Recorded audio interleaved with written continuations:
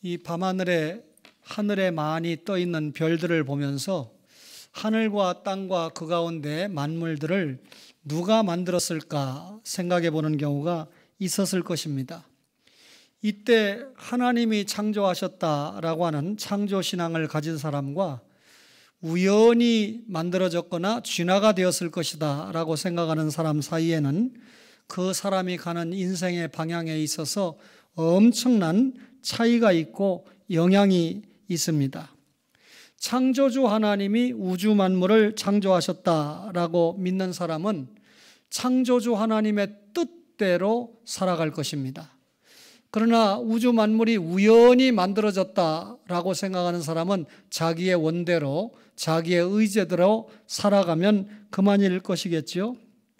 창조 신앙이라고 하는 것은 우리의 신앙과 삶에 있어서 대단히 영향을 미칠 수밖에 없다라고 하는 것입니다. 시작의 창세기 1장 1절에는 태초에 하나님이 천지를 창조하시니라 이렇게 기록되어 있죠. 사실 천지 창조와 함께 이 창조의 걸작품인 사람이 창조되는 과정까지 자세하게 설명을 하고 있는데 이 창조에 관한 기사를 잘 말씀을 통해서 읽어보면 좋았더라 라고 하는 말이 많이 나오게 됩니다. 좋았더라 라고 하는 말은 하나님의 뜻대로 되었더라 그 말이죠. 하나님의 성품대로 하나님의 영광을 드러내게 되었더라 그 말입니다.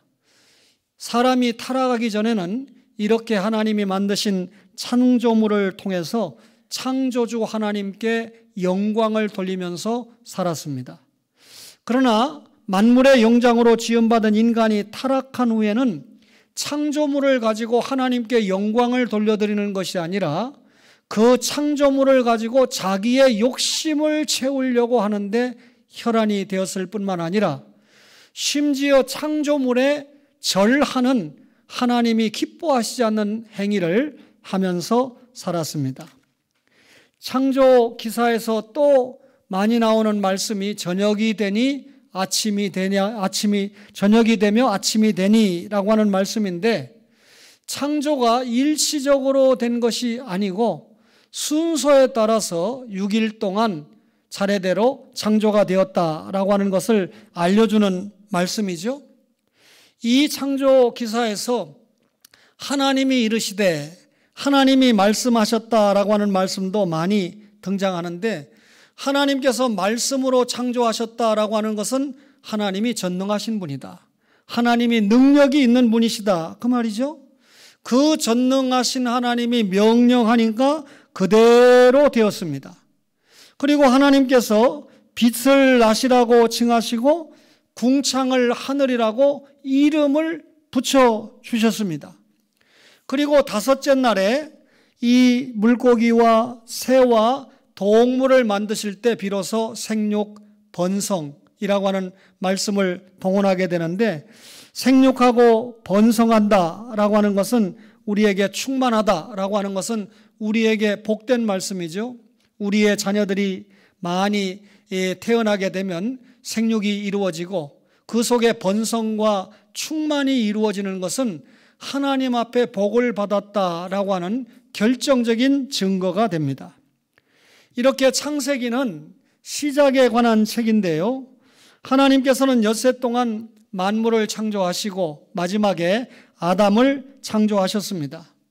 그런데 하나님이 다 좋았더런데 실패가 아니고 아담이 혼자 외롭게 사는 것이 좋게 보이지 않아서 하와를 창조해서 돕는 배필로 삼아 주었습니다.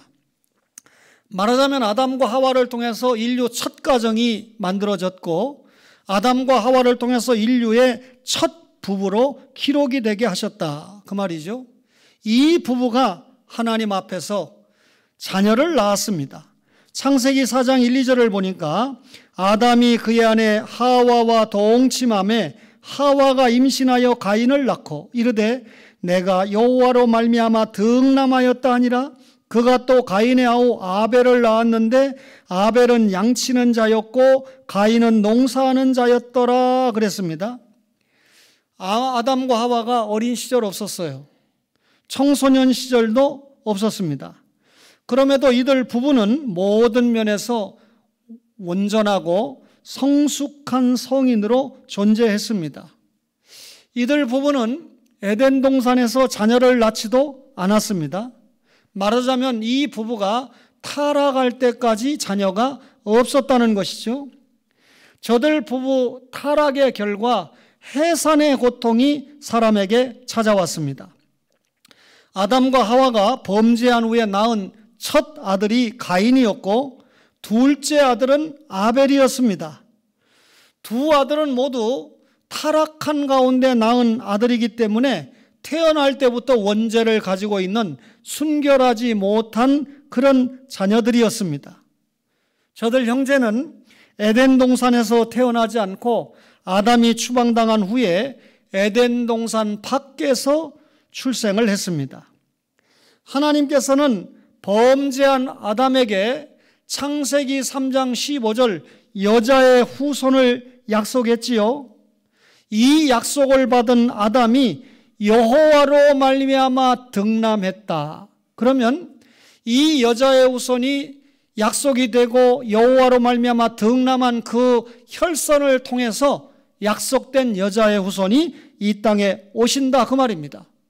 그렇다면 첫 아들 가인을 통해서 예수님이 오시는 것이 마땅한데 성경에 보면 가인은 구속사의 계보를 잇는 아들이 되지 못했다라고 기록을 합니다. 가인과 아벨의 길이 확실하게 달랐습니다. 창세기 4장 4, 5절에 보니까 아벨은 자기도 양의 첫 새끼와 그 기름으로 드렸더니 여호와께서 아벨과 그의 제물은 받으셨으나 가인과 그의 제물은 받지 아니하신지라 가인이 몹시 분하여 안색이 변하니라고 했습니다. 두 아들 중에 가인이 형으로 태어났지요. 분명 아벨보다 먼저 출생한 자입니다. 그러니까 아담 가문의 계보를 이을 자, 약속된 여자의 후손의 혈통을 이을 자가 가인이 되어야 마땅합니다. 그런데 그는 장자로서 누릴 수 있는 온갖 기업을 보장받을 수 있는 위치에 있었음에도 그렇지 못했습니다. 사실 그런 위치에서 동생을 사랑하고 동생을 돌보고 동생을 이끌어줄 책임이 가인에게 있지 않았습니까? 그런데 가인은 불신앙의 길을 갔다 그 말이죠. 가인은 농사짓는 사람이었습니다. 아담의 후예답게 하나님 앞에 예배를 드리는 모습을 본문에서 보여주게 됩니다. 땅의 소산인 곡물을 가지고 하나님께 예물을 드렸습니다. 그런데 하나님께서는 가인과 그 제물은 연락하지 않으셨다 그랬습니다. 여기 연락하지 않으셨다 이 말은 쳐다보지도 않으셨다 그 말입니다. 가인과 그 제물에 대해서는 전혀 관심이 없으셨다 그 말입니다. 제물이 문제가 있어서 관심이 없었던 것이 아니고 가인이 가지고 있었던 불신앙 때문에 관심이 없었던 것입니다. 한마디로 가인은 믿음으로 하나님 앞에 예배를 드리지 않았다 그 말이죠. 말하자면 가인은 예배 문제에 있어서 하나님 앞에 합격 판정을 받은 것이 아니라 불합격 판정을 받았다 그 말이죠. 그러면 합격과 불합격 판정의 근거가 뭐냐? 믿음으로 예배를 드렸느냐? 믿음으로 예배를 드리지 않았느냐 하는 차이입니다. 믿음이 없이는 하나님을 기쁘시게 하지 못하지요. 여러분과 저가 지금 공적으로 예배를 드리고 있습니다만 믿음으로 예배를 드리는 성도와 그렇지 못한 성도의 차이가 있습니다.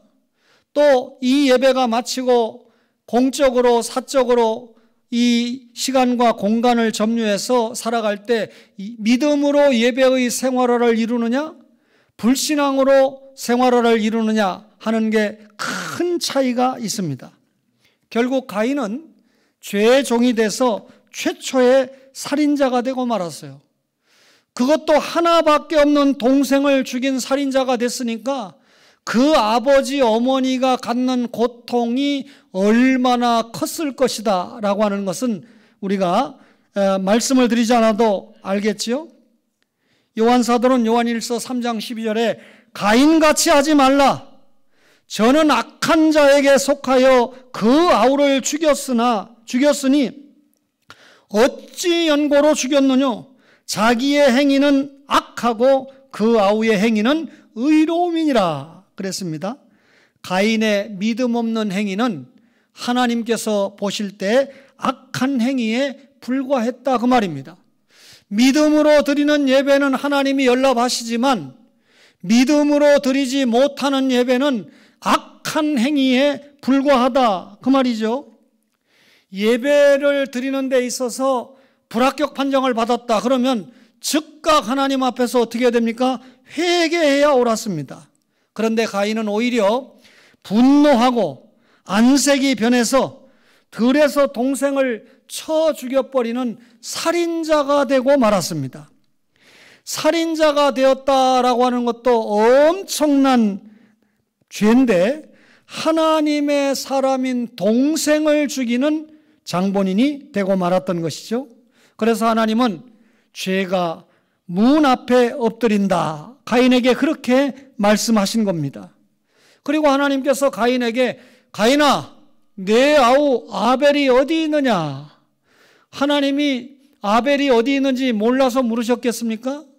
가인이 아벨을 죽인 거 몰라서 물었겠습니까? 하나님께서 가인에게 이런 질문을 하신 것은 가인이 범한 죄를 지적하시는 질문이고 가인에게 회개를 촉구하시는 그런 음성이었습니다. 그런데 회개는커녕 가인이 내가 내 아우를 지키는 사람입니까? 라고 도무지 반성을 하거나 회개하는 빛이 전혀 없었다는 것이죠. 오히려 하나님께 화를 내면서 도전을 했습니다. 자기의 길을 갔다는 말이죠. 불신앙의 길을 갔다는 것이죠. 그래서 그는 하나님 나라에서 떠나 영원히 유리하는 객이 되어버리고 말았습니다. 그 땅에서 저주받고 영원히 화를 받을 자의 조상이 되고 말았다. 그 말입니다. 가인은 이렇게 불신앙의 길을 걸었습니다. 그러나 아벨은 신앙의 길을 갔다는 것이죠. 잘 아시는 대로 아벨은 양치는 자였습니다. 그는 양의 첫 새끼와 기름을 하나님께 드리면서 예배를 올렸지요. 이런 아벨의 제물을 하나님께서는 연락하셨습니다. 가인의 제물은 연락하지 않으셨지만 아벨의 제물은 연락을 하셨다. 무슨 말입니까? 이게 제물에 무슨 문제가 있나?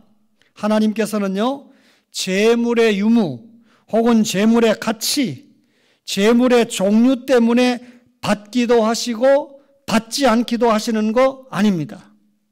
문제는 예배를 드릴 때 믿음으로 드리느냐, 믿음으로 드리지 못하느냐가 관건입니다.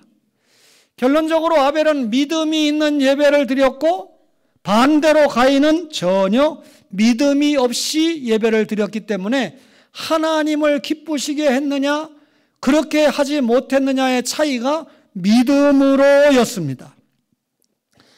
비록 아벨도 가인과 같이 타락한 후손으로 이 땅에 태어났지만 하나님을 향한 그 중심이 달랐다는 것입니다. 아벨은 어떻게 하는 것이 하나님을 기쁘시게 하는가 하는 것을 알았어요.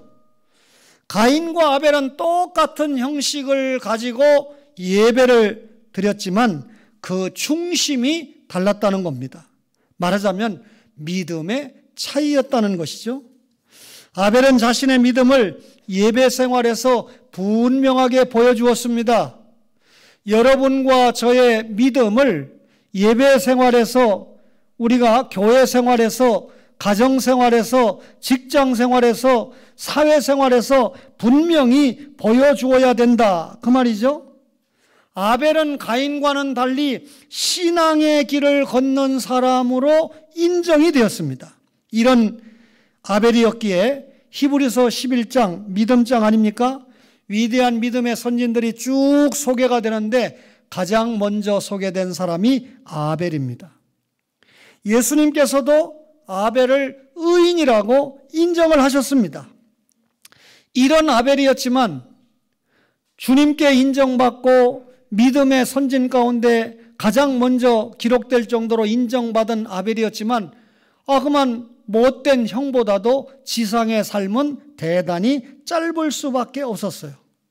하나님께서는 불신앙과 살인자였던 가인에게 하나님의 구속 역사를 맡길 수가 없었습니다. 그래서 아벨을 대신해서 누구를 세운 거죠? 셋을 세웠던 것입니다. 말하자면 오늘 그 이름을 셋이라 하였으니 라고 하는 성경에 나오는 말씀을 제목으로 드렸습니다만, 셋이라고 하는 사람이 하나님 나라 구속 역사의 맥을 이었다, 그 말이죠. 오늘 본문 창세기 4장 25절에 아담이 다시 자기 아내와 동침함에 그가 아들을 낳아 그의 이름을 셋이라 하였으니 이는 하나님이 내게 가인이 죽인 아벨 대신에 다른 씨를 주셨다 함이며 그랬습니다. 아벨은 신앙의 맥을 이어갔습니다. 아담 이후에 신앙의 맥은 가인이 아닌 아벨이 이었다, 그 말이죠.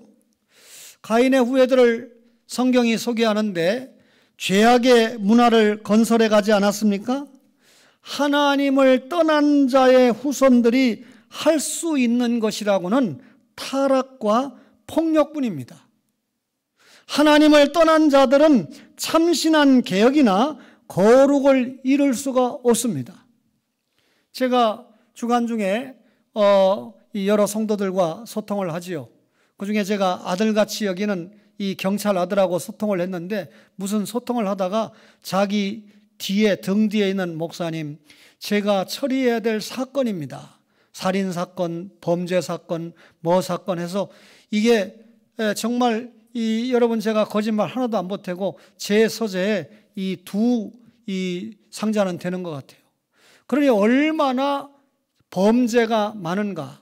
경찰관들이 해결을 해야 될 범죄가 우리가 상상할 수 없을 만큼 얼마나 많은가를 알 수가 있어요. 하나님을 떠난 자의 역사는 이런 범죄의 역사, 문화만 기록할 수밖에 없습니다. 인류의 역사는 따라서 하나님 떠난 자들을 통해서 어두움과 절망과 파멸로 치닫게 되지요. 그러나 이렇게 절망적인 상황이 인간의 한계를 드러낸 것이지 결코 전능하신 하나님의 지혜나 능력이 유한하다라고 하는 것을 의미하지는 않습니다. 하나님께서는 인간의 실패와 절망을 넘어 인류를 향한 자신의 계획을 성취하시기 위해서 타락한 세상 속에서도 자신의 거룩함을 보존할 씨를 보존하신다, 그 말이죠. 의로운 자 아벨이 조기의 생을 마감함으로 하나님께서는 대신해서 셋을 보내셨습니다. 셋의 이름은 지정된 자, 대신할 자, 택함을 받은 자, 이런 뜻입니다. 경건한 아벨계를 계승하기 위한 거룩한 씨로 하나님께서 구별하여 지정한 자가 셋이다, 그 말입니다. 아벨을 대신해서 주어진 아담의 셋째 아들이고 하나님의 구속 역사를 이어가기 위해서 택함을 받은 자가 셋이다, 그 말입니다. 가인계가 죄악의 문화를 이룬 것과 달리 셋은 언약이란 뜻을 가진 에노스를 낳았고, 에노스는 소유나 대장장이라는 뜻을 가진 게난을 낳았고, 게난은 하나님께 찬송이라는 마할랄렐을 낳았고, 마할랄렐은 내려감이라는 뜻의 야렛을 낳았고, 야렛은 봉헌 또는 시작이라는 뜻의 에녹을 낳았습니다. 에녹은 무기의 사람 또는 내어보냄이라는 뜻의 무두셀라를 낳았고, 무두셀라는 정복자라는 의미의 라멕을 낳았고요, 라멕은 안식이라는 뜻을 가진 노아를 낳았습니다. 노아는 셈과 함과 야벳을 낳았는데, 셈은 유명한 자, 함은 뜨거움, 그리고 야벳은 아름다움이라는 뜻을 가졌습니다. 여러분, 셋이 처음 낳은 아들이 에노스인데 오늘 본문에 그때 사람들이 비로소 여호와의 이름을 불렀더라. 가인의 후예 가운데 여호와의 이름을 불렀더라는 말씀 없습니다.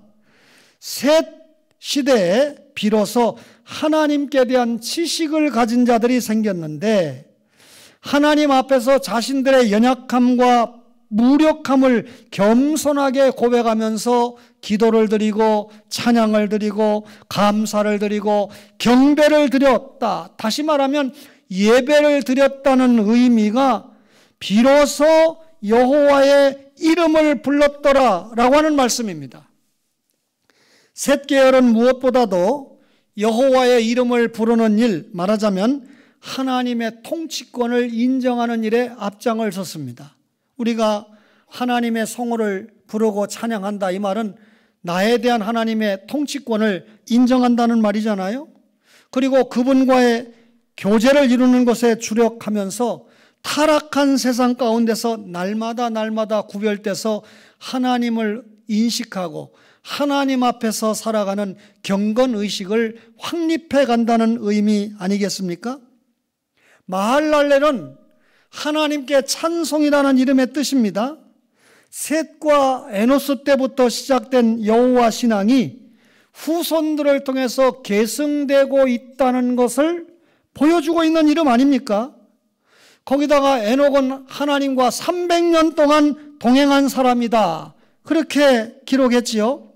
동행을 했다, 이 말은 하나님과 친밀한 교제를 하면서 인격적인 관계를 나누었다, 그런 말이잖아요. 말하자면 하나님을 추구하면서 그분의 형상을 닮으려고 노력한 것이 동행했다, 그런 의미가 됩니다. 이처럼 죄악이 관영한 세상 가운데서도 오직 하나님만 바라보면서 그의 뜻을 쫓아 산 자로는 노아가 있지 않습니까? 그 역시 하나님과 동행한 자다라고 인정을 받은 사람이 노아입니다. 라멕이 그 아들을 노아라고 이름을 지었는데, 노아는 아담의 뒤를 이어서 새로운 인류의 조상이 됐어요. 방주에 노아와 8가족이 들어갔는데 다 심판을 받고 방주에서 나와 보니 가장 이 어른이 누굽니까? 노아입니다. 새로운 인류의 조상으로 새롭게 출발했지요. 그렇다면 셋의 계열을 통해서 결국 누구로 이어졌다는 말입니까? 새로운 인류의 조상인 노아로 이어졌다. 신앙의 길을 이은 결과 노아로 이어졌다, 그 말이죠. 그런데 여기에서 끝나지 않고 결국 그 이름이 셋이라고 지음을 받은 셋은 하나님 나라, 다시 말하면 메시아의 조상이 되었다, 그 말입니다. 누가복음 3장 38절에 그 이상은 에노스요, 그 이상은 셋이요, 그 이상은 아담이요, 그 이상은 하나님이시라, 그 말입니다.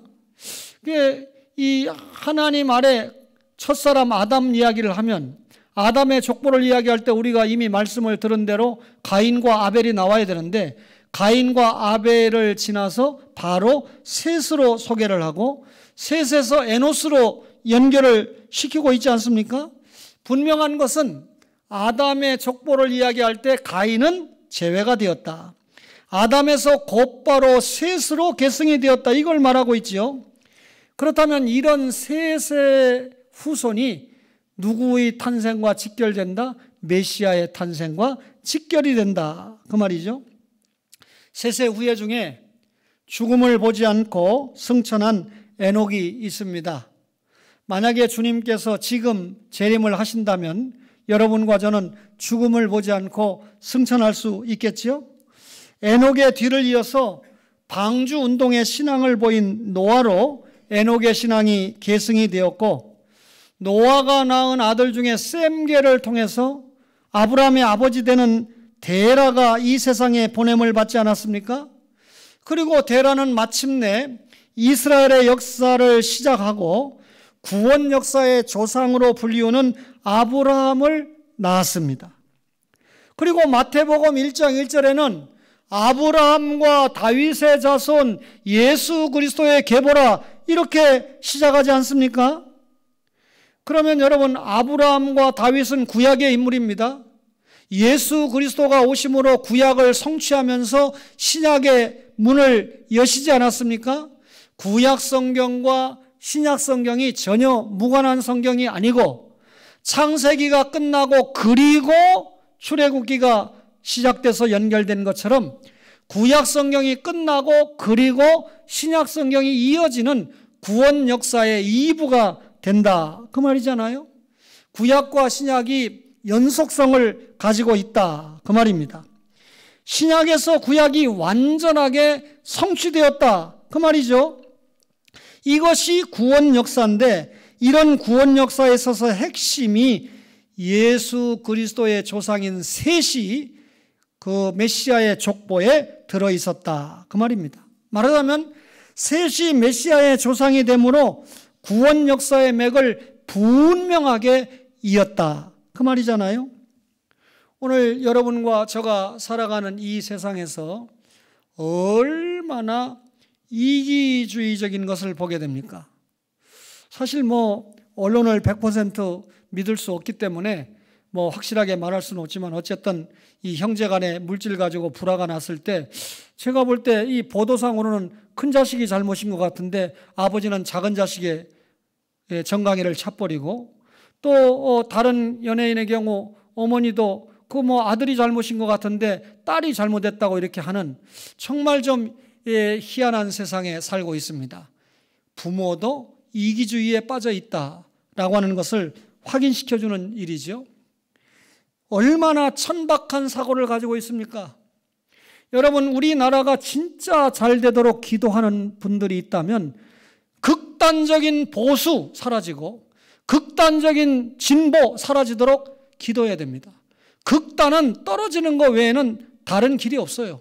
이런 극단이 존재하는 한 나라도 교회도 한 걸음도 앞으로 나아갈 수 없습니다. 여러분, 얼마나 부도덕한 생활이 판을 치고 있습니까?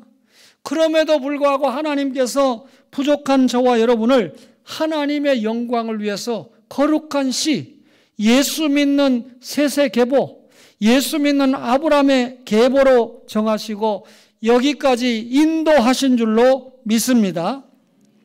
때로는 현실이 우리의 용기를 꺾어버리고 우리의 선한 의도를 묵살시켜버리기도 합니다.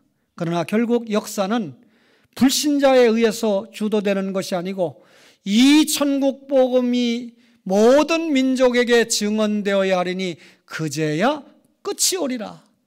제가 모레부터 이틀 동안 부산 외대에서 설교하는 제목이 그제야 끝이 오리랍니다. 이놈의 대학생들아, 끝이 다가오고 있는데 제대로 공부해서 하나님 나라 역사에 제대로 좀 사용을 받아라 라고 하는 초점으로 갈 것입니다. 거룩한 씨에 의해서 하나님의 구속 역사가 진행된다라고 하는 사실을 여러분과 저가 분명히 새겨야 됩니다. 이 사실을 우리가 확신한다면 살아가는 하루하루가 우리의 삶의 현장이 하나님 나라 건설과 확장이라는 좋은 일터가 될 것입니다. 제가 이번에 잉글랜드와 스코틀랜드를 다녀온 거 여러분이 잘 아십니다. 어느 신문에서 기고를 요청해서 그것도 제가 쓰는 일기를 보고 저에게 정식으로 청해서 기고를 시작을 했는데, 영국에 가면 클래펌이라는 마을이 있어요. 근데 이 클래펌에 사는 사람들 당연히 신자죠. 이 사람들이 생각할 때 우리가 개인적으로 이 재산을 가지고 있으면 하나님 나라에 미미하지만 이런 재산들을 헌금으로 잘 모아서 주님의 일을 잘 감당하면 하나님이 기뻐하시는 일을 할 수 있지 않을까, 그렇게 생각을 했습니다. 그래서 클래펌 마을에 살고 있는 사람들이 정성껏 헌금을 해서 하나의 단체, 기관을 만들었는데 그게 대영 성소공회입니다. 대영 성소공회가 만들어질 때는 18세기인데요. 이 18세기에는 인쇄업이 지금만큼 발전된 때가 아니잖아요. 그런데도 엄청나게 수천만 권의 성경을 각 나라의 말로 이렇게 찍어서 보급을 해 주었습니다.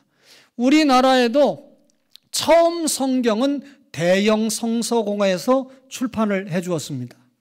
그러면 우리에게 들어온 성경마저도 어디에서 출발한 겁니까? 클래펌 사람들이 헌금을 모아서 우리가 하나님 나라 일을 해보자 해서 대영 성서공회가 만들어졌고, 이 기관을 통해서 세계 각국에 성경 번역을 해주어서 전해주고, 그리고 이것이 세계 최고 베스트셀러가 되게 하지 않았습니까?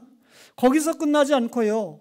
이 클레폼 사람들은 이 성경을 보급하려고 했던 이유가 뭡니까?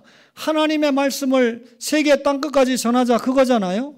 그래서 선교운동에도 얼마나 열심을 냈는지 모릅니다. 그래서 1799년에 영국 선교회, 다시 말하면 영국 교회 선교회, 처치 미셔너리 소사이어티를 만들었습니다.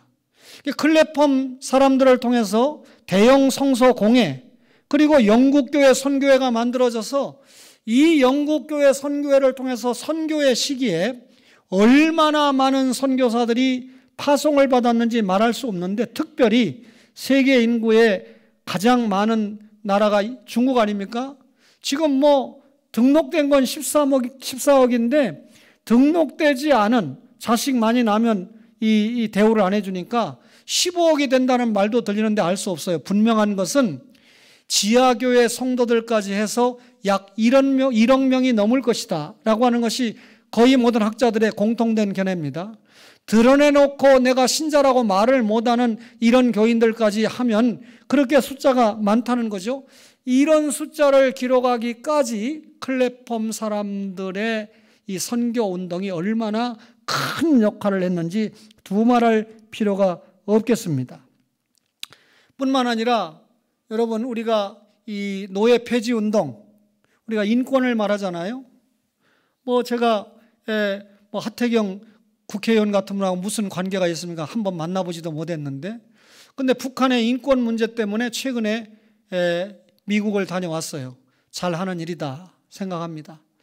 일부 예배가 잠깐 이야기했지만, 제가 이 경양교에서 가르쳤던, 그 당시에 중동부 회장을 했던 분이 지금 이 외교관들을 양성하는 교수인데, 그분이 쓴 오늘 아침에 글을 제가 읽어봤는데, 우리나라가 지금 세계적인 위상으로 볼 때 미국이 잘했으면 미국이 딱 잘했다, 중국 눈치 보지 말고 그렇게 선언해주고, 또 중국이 마땅하게 이걸 옳게 주장했다 그러면 미국 눈치 싹 보지 말고 중국이 잘했다 이렇게 얘기를 하면, 초창기에 조금 손해를 보는 일이 생겨도 이 한국이 제 목소리를 낸다, 위상에 맞게끔 이리저리 눈치 보다가 이것도 저것도 다 잃어버리지 말고 확실하게 인권 문제도 북한이 잘못됐다라고 확실하게 선언을 해주는 자세가 필요하다라고 하는 글을 보고 제가 상당히 공감을 했습니다.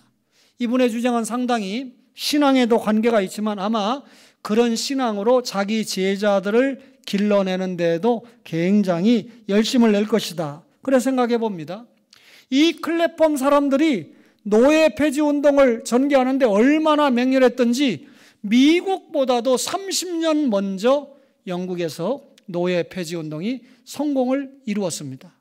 그렇다면 이 클레폼 사람들이 하나님 나라 역사에 얼마나 멋지게 사용받았는가라고 하는 것은 여러분이 익히 이 시간에 알 수 있겠죠? 그 클레폼에 속한 사람 가운데 유명한 이름 헨리 벤, 그 다음에 존 벤입니다. 헨리 벤이 아버지고 존 벤이 아들인데, 우리나라의 네비우스 선교 원리를 전했다고 해서 네비우스 3자 원리라고 하는데, 이제 대부분의 목사님들도 그렇게 생각하죠. 자립, 자전, 자치.